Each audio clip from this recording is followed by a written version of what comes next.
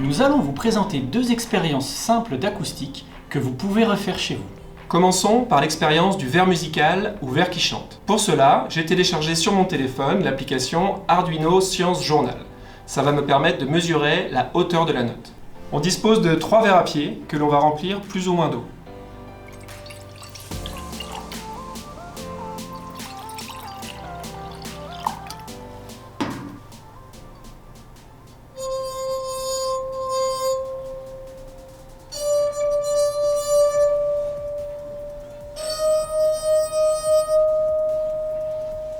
On constate que la hauteur de la note, soit la fréquence émise, augmente lorsque le volume d'eau diminue.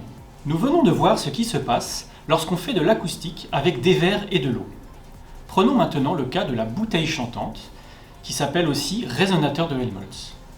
Vous avez déjà dû la réaliser, mais là encore, nous allons mesurer la hauteur de la note. On dispose de 3 bouteilles plus ou moins remplies d'eau. Je vais à présent souffler dans les bouteilles les unes après les autres, en commençant par celle qui est la moins remplie. Et nous allons voir ce qui se passe.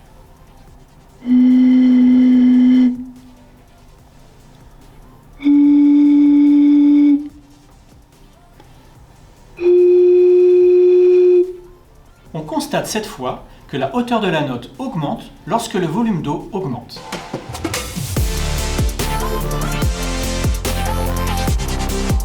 Pourquoi cette différence de comportement lorsque le volume d'eau varie?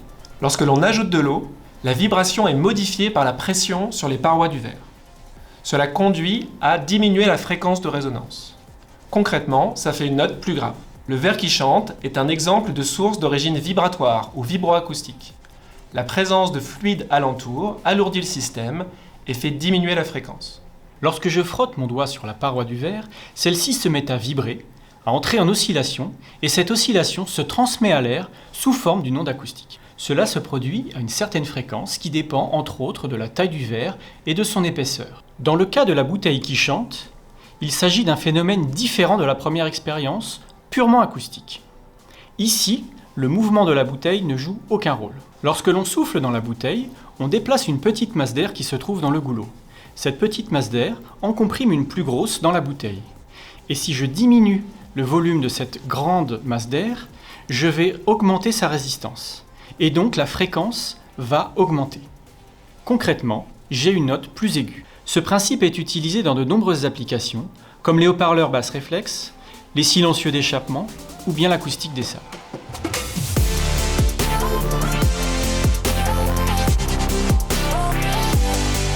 Nous nous trouvons ici dans la salle anéchoïque de l'ENSTA. Une salle anéchoïque permet de mesurer le rayonnement acoustique d'objets sans être perturbé par la réflexion des ondes. En effet, ces ondes se retrouvent piégées dans les dièdres absorbants que vous voyez derrière moi. À l'unité de mécanique, nous étudions la physique de haut-parleurs très spéciaux, faits à partir de membranes gonflées et actionnées électriquement à très haute tension. Le signal musical, une fois converti en signal électrique, fait vibrer la membrane, qui produit alors un son. Ce type d'actionnement est très complexe à maîtriser, mais il pourrait permettre un jour de réaliser des haut-parleurs beaucoup plus simples et beaucoup plus légers que ceux que nous connaissons actuellement.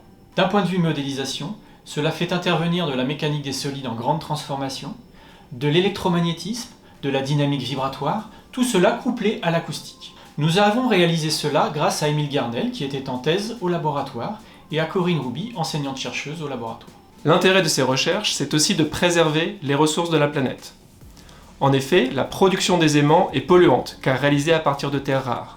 Avec nos recherches, on utilise des matériaux plus simples à produire et donc moins polluants. Ces nouveaux haut-parleurs peuvent avoir des applications dans tous les domaines de l'audio numérique. Par exemple, en réalité virtuelle, on cherche à être immergé dans un champ sonore. Merci de nous avoir suivis et à bientôt.